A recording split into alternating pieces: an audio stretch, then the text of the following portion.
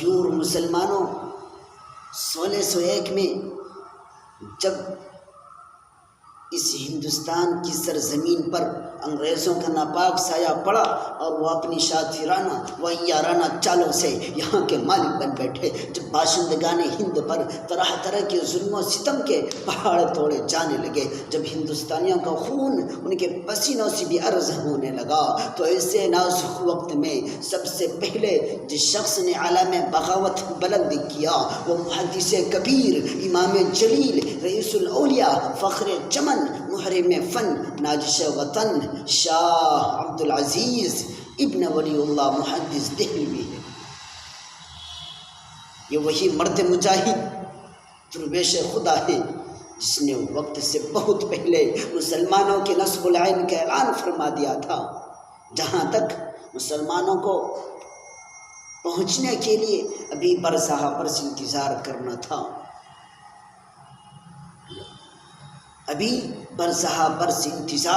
تھا، شاہ عبد العزیز کا فتویٰ کیا تھا؟ گویا کہ برق بے اما جو نخل تمنا پر گر پڑی، انگریزوں کی نیند حرام ہو گئی، جگہ جگہ آزادی کے شعلے بھڑکنے لگے، جگہ جگہ آزادی کے پرچم لہرانے لگے، سینوں میں ولولے مچلنے لگے اور حوصلوں نے انگڑائیاں لینی شروع کر دی۔ مسند درس پر بیٹھ کر قرآن و حدیث کے درس دینے والے علماء کرام اپنے خانقاہوں کو چھوڑ کر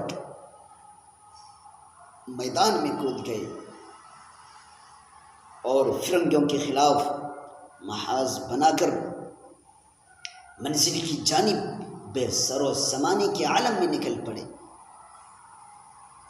میں اکیلا ہی چلا تھا جانب منزل، مگر راہ رو آتے گئے اور کارواں بنتا گیا کہ مصداق بن گئے۔ اے مسلمانوں، جاؤ ان شیطان کے چیلوں سے کہہ دو کہ اگر اس ہندوستان کی جنگ آزادی میں علماء کرام حصہ نہ لیتے تو یہ ہندوستان کبھی بھی آزاد نہ ہوتا۔ اگر یہ سرخیل آزادی نہ ہوتے تو تحریک آزادی نہ چلتی، تحریک بالا کوٹ نہ چلتی، تحریک ریشمی رومال نہ چلتی، ہندوستان چھوڑو تحریک نہ چلتی، مقدمہ وہابانیت نہ چلتا، امبالہ سازش کیس نہ بنتا۔ الغرض علماء کرام ہی نے اپنے خون جگر سے عروہ سے آزادی کی حینہ بندی کی ہے، اپنے مقدس لہو سے شجر آزادی کو سینچا اور پروان چڑھایا ہے۔ چنانچہ 1857 کی جنگ آزادی میں 2 لاکھ مسلمان شہید کیے گئے۔ 1857 کی جنگ آزادی میں 2 لاکھ مسلمان شہید کیے گئے، جن میں 51,500 صرف علماء کرام تھے۔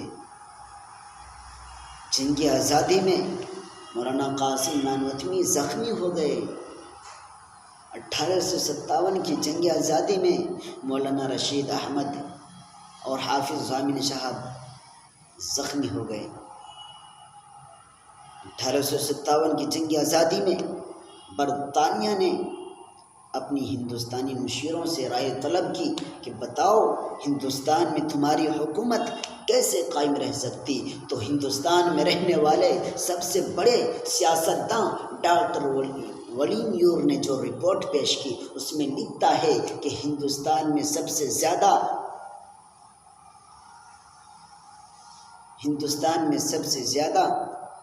مسلمان آزاد ہیں، مسلمان جگہ ہوا ہے۔ ہندوستان میں سب سے زیادہ مسلمان ہیں اور جنگ آزادی مسلمانوں نے لڑی ہے۔ مسلمانوں میں جب تک جذبہ جہاد موجود ہے اس وقت تک ہم لوگ ان پر حکومت نہیں کر سکتے۔ ڈاکٹر ولیم یور نے کہا جذبۂ جہاد کو ختم کرنا ضروری ہے، اور جذبۂ جہاد کو ختم کرنے سے پہلے اور ایک چیز کا ختم کرنا ضروری ہے، اور وہ یہ ہے کہ ہندوستان سے علماء اور قرآن کو ختم کر دیا جائے، نعوذ باللہ۔ چنانچہ 1861 میں 3 لاکھ قرآن کریم کے نسخے بدبخت انگریز نے جلائے۔ اس کے بعد علماء کے ختم کرنے کا فیصلہ کیا۔ 1864 سے لے کر 1867 تک انگریز نے علماء کو ختم کرنے کا فیصلہ کیا۔ انگریز مسٹر ٹامسن اپنی یادداشت میں لکھتا ہے کہ ہندوستان میں سب سے زیادہ بیدار مسلمان ہے۔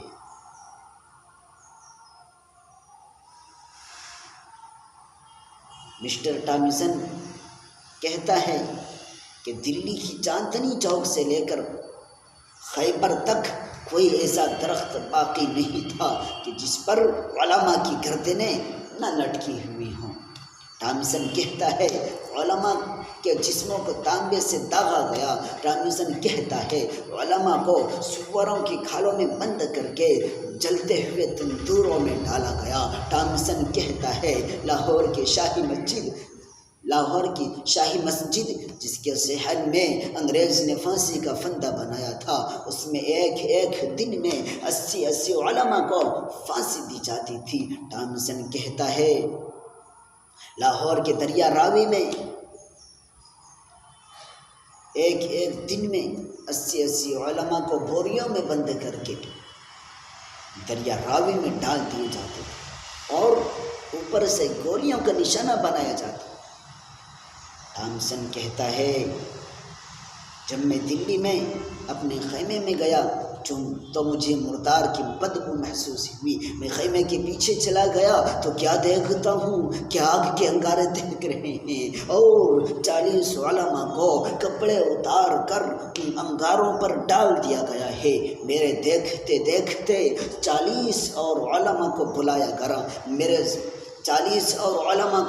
گئے، میرے سامنے ان کے کپڑے اتارے گئے، اور انگریز نے کہا اے مولویو، جس طرح ان 40 کو آگ میں پکایا گیا ہے اسی طرح تمہیں بھی آگ میں پکا دیا جائے گا۔ تم صرف ایک آدمی یہ کہہ دو کہ جنگ آزادی میں ہم 1857 کی جنگ آزادی میں ہم شریک نہیں تھے، ابھی چھوڑ دیتے ہیں۔ مسٹر ٹامسن کہتا ہے مجھے پیدا کرنے والے کی قسم، کوئی عالم اس میں ایسا نہیں تھا کہ جو آگ میں نہ پکا ہو۔ سارے کے سارے آگ میں پک گئے، مگر کسی نے بھی انگریز کے سامنے گردن نہیں جھکائی، اور انشاءاللہ آج بھی نہیں جھکانا ہے۔